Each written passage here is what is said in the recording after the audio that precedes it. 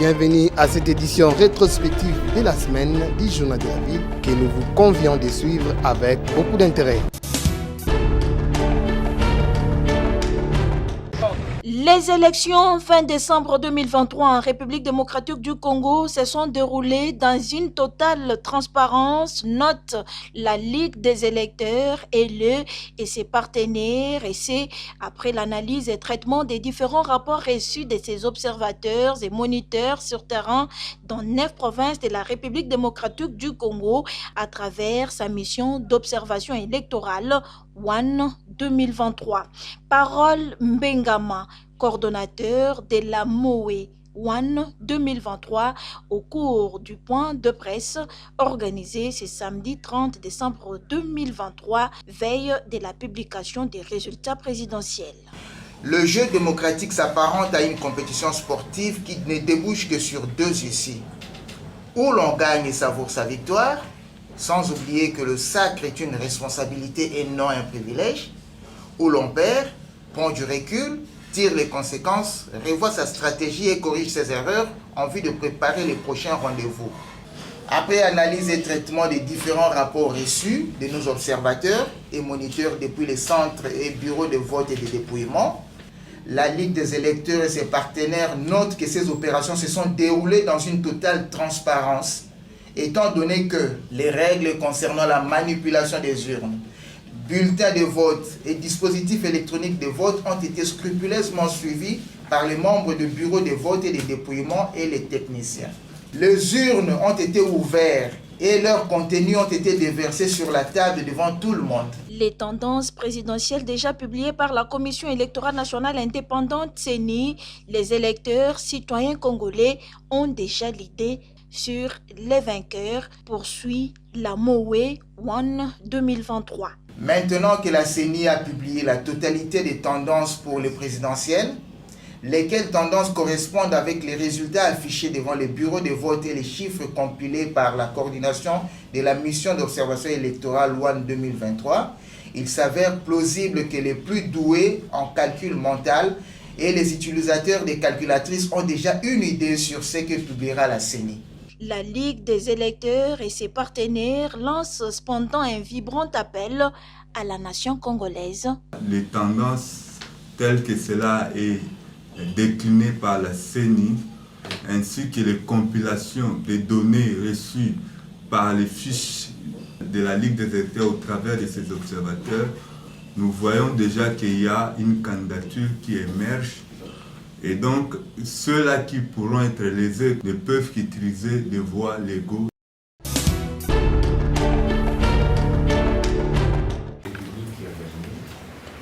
C'est avec sportivité et à travers un acte de haute portée républicaine et démocratique que le candidat numéro 2 à l'élection présidentielle du 20 décembre 2023, Constant Mutamba Tshungunga, s'est incliné devant la victoire du candidat numéro 20, Félix Antoine Tshisekedi Tshilombo, au regard des résultats partiels publiés par la centrale électorale.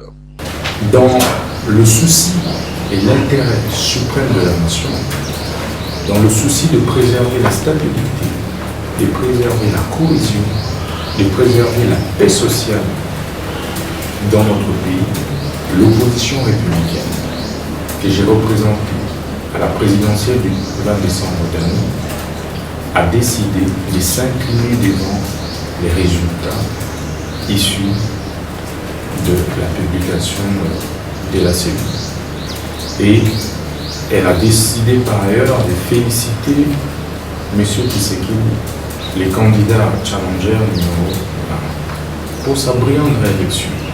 Placé dans le top des 5 candidats présidents qui ont compéti et au-delà de ses plus de 10 millions de suffrages jusque-là déjà obtenus, Constant Mutamba, l'un des rares candidats à avoir parcouru la République et placé des témoins et observateurs dans différents coins, s'est néanmoins réjoui de l'appropriation par la population congolaise de son offre politique, la rupture.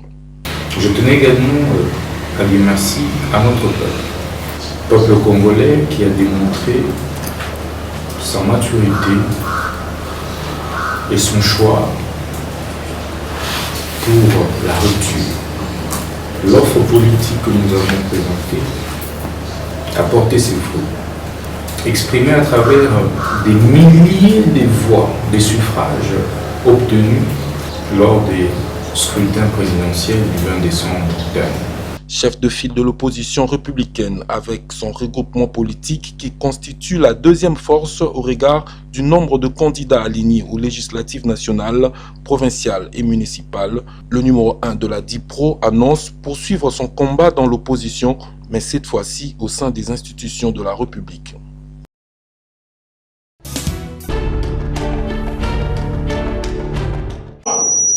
Que se passe-t-il au Kasaï central, province de la République démocratique du Congo? La dynamique bat Chilukwebo, autorité morale de l'AFDC, accuse l'honorable premier vice-président de l'Assemblée nationale, André Mbata Betoukou-Messou, candidat député national dans la circonscription électorale de Dimbelenge, d'orchestrer un complot pour décourager les candidats de l'AFDC, poussant ces derniers à ne pas battre campagne dans le Kasaï central. Dans un point de presse organisé ce samedi 30 décembre 2023 à Africana Palace, la dynamique Ba Chilukwebo sollicite l'arbitrage du chef de l'État afin que cette situation soit remédiée. Dynamique Ba Chilukwebo est inquiet de tous les propos ramassés et du comportement de M. Mbata à mettre nos candidats mal à l'aise. Nous avons des candidats qui ont mal fait leur campagne à cause de sa présence dans la circonscription de Dimbelenge. M. Mbata n'est pas à son premier forfait. Et aujourd'hui, nous sommes venus lui rappeler à l'ordre. C'est lui à qui on croyait un sage pouvant encadrer la génération future, mais hélas, il vient de trahir une fois de plus le président de la République. Nous demandons, nous, dynamique Ba Chilukwebo, nous sollicitons l'arbitrage du président de la République comme garant de bon fonctionnement et garant de l'unité du pays. La dynamique Ba Chilukwebo, qui est du bon côté de l'histoire, réitère tout son soutien à son candidat président de la République, Félix Antoine Tshisekedi Tshilombo, à la présidentielle de 2023. Nous voulons dire à l'opinion nationale et internationale que l'AFDC et son autorité morale confirment leur engagement, leur soutien indéfectible auprès du président de la République. La dynamique Ba Chilukwebo appelle cependant tous les candidats AFDC d'être sereins. Nous restons engagés et nous appelons à tous les candidats députés à tous les niveaux de rester sereins vis-à-vis du travail abattu et de travailler de manière à ce que le résultat, tant entendu, soit réaliste et profitable.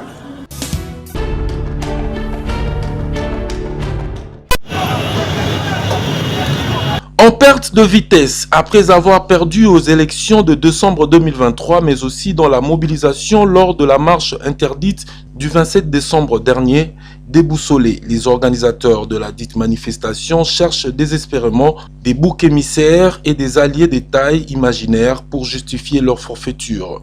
Dans leur fourberie, ces derniers ont même voulu faire croire à l'opinion une certaine acquaintance avec le numéro 1 de la société civile de la RDC, Christopher Ngoï-Moutamba, qui pourtant n'a jamais ni de près ni de loin, encore moins en rêve, fait partie de cette mésaventure. Ces activités-là, moi je traite ça d'aventure, sans aventure, orchestrée par un groupe de candidats à l'élection présidentielle. Bon, je cite Théodore Ngoï, Martin Fayoulou, et je crois même le docteur Mokoy qui serait dans cette aventure. Pourquoi m'associer? Moi, je n'étais pas candidat président de la République. Le groupe là, tel qu'il s'est constitué, c'est un groupe de candidats. Et puis, je ne suis pas avec eux. Ils connaissent ma position, ils connaissent mes orientations, ils connaissent avec qui je compose. Ils n'ont pas à m'associer avec eux. Droit dans ses bottes, puisque pacifiste et surtout respectueux de lois et textes du pays ainsi que des institutions de la République, le coordonnateur général de la SCRDC et de la FS appelle ses détractants à user des voies et moyens prévus par la loi et la Constitution. Nous sommes dans un processus connu de tout le monde. Tous les acteurs consciencieux savent qu'il y a eu élection. Comme ils avaient réclamé, la CENI est en train de procéder à donner des résultats, provisoires bien sûr, bureau par bureau. Si quelqu'un prétend avoir gagné, mais il n'a qu'à apporter des éléments pour sous-tendre ses prétentions. Et ces éléments-là sont à déposer à la Cour constitutionnelle. Toujours dans ses prérogatives d'avant-gardiste et de lanceur d'alerte, Christopher Ngoï Mutamba invite la population à faire obstacle à toute tentative visant à déstabiliser le pays en cette période de fête, souhaitant par ricochet lever le meilleur à tous les Congolais et surtout aux garants de la nation.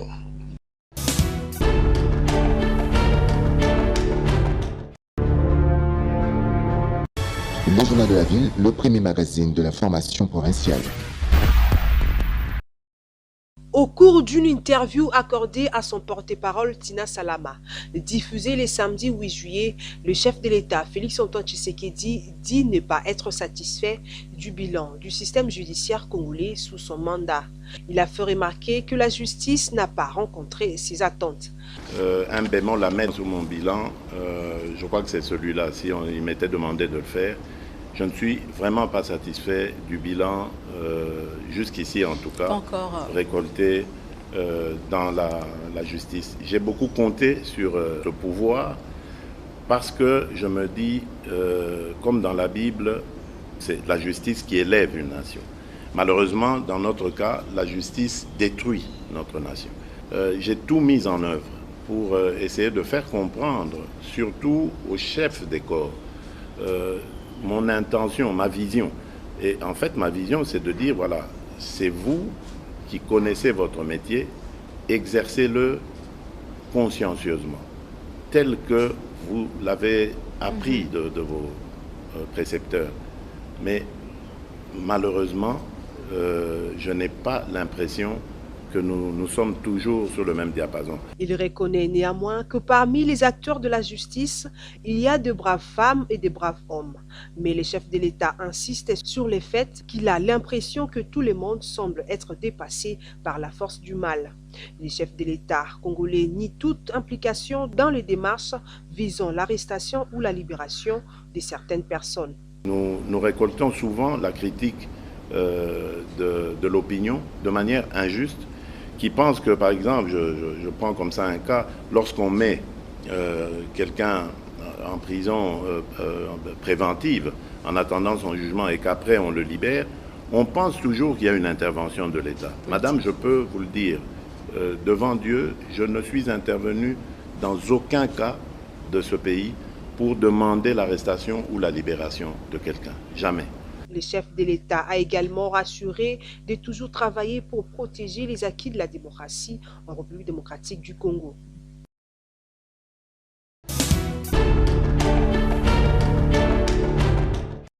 Phénomène kidnapping à Kinshasa. La police n'a jamais identifié le cas de trafic d'organes tel que les réseaux sociaux en ont parlé.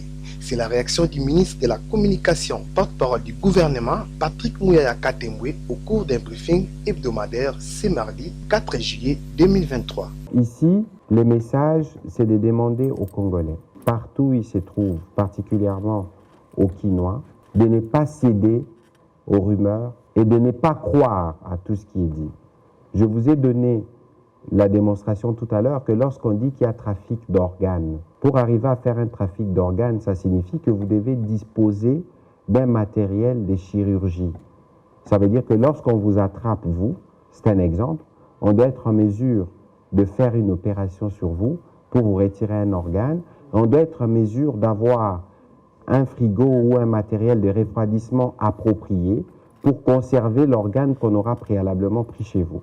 Et donc, vous voyez que ça nécessite une mécanique particulière et je ne pense pas que les conditions sont réunies pour avoir en masse des choses de ce genre. Et donc, ça, par exemple, il ne faut pas y croire. Deuxièmement, sur le cas des kidnappings, c'est vrai. Il y a le phénomène qui a été observé, notamment on parle des gens qui opèrent avec des véhicules catch, mais la police, ils travaillent, on a identifié des réseaux, on en a présenté certains Et d'ailleurs, certains, il semble que c'est des visages qui sont connus, de gens qui se présentent comme parfois des influenceurs ou des influenceuses, des visages connus, qui ont été attrapés et qui seront jugés. Face à la presse, le porte-parole du gouvernement a loué les débuts dans quelques semaines de la délivrance des cartes d'identité à tous les Congolais qui, depuis 1984, n'ont jamais obtenu ces documents. Mais grâce à la volonté manifeste du chef de l'État, Félix-Antoine Tshisekedi Tshilombo, c'est devenu possible. Depuis 1984, dans ce pays, il n'y a pas de carte d'identité. Et vous avez suivi, par exemple, à la 94e réunion du Conseil de ministres, le Premier ministre a rappelé ou informé que les dispositions ont été prises pour qu'au 30 juin, nous puissions commencer les processus de délivrance de la carte d'identité. Lorsque ces processus ont commencé, beaucoup étaient dubitatifs au regard de l'ampleur du sujet. Ça concerne 44 millions de personnes. Et donc, après la mutualisation, il y a eu ces protocoles d'accord qui avaient été signés sous les auspices du Premier ministre entre l'ONIP et la CENI. Et les données seront versées à l'ONIP. Et maintenant, on va commencer les processus laborieux d'octroi de cartes dans les mois en tout cas dans les semaines qui viennent. Signalons que plusieurs autres actualités importantes sur le pays étaient évoquées dans cette face-à-face avec la presse.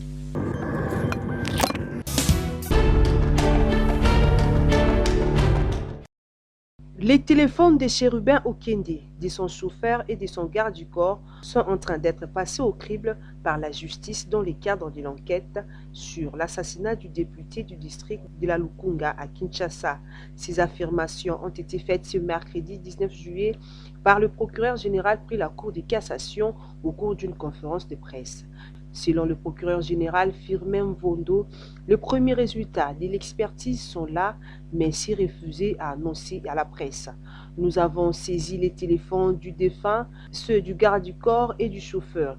Tous ces téléphones sont en train d'être passés au crible par les experts et permettez-moi que je ne vous dise pas ces premiers résultats, a déclaré le procureur général Firmin Vondo.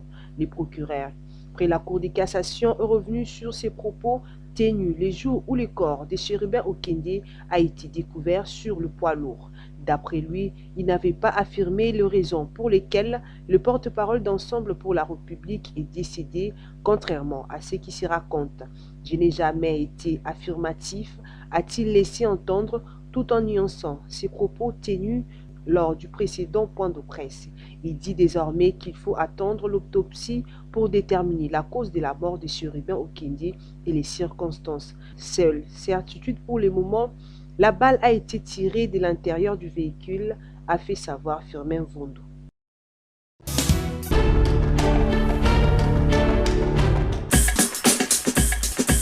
Fin de cette session d'information rétrospective de la semaine du Journal de la Ville. Merci de nous avoir suivis et déjà, nous vous disons bon début de la semaine.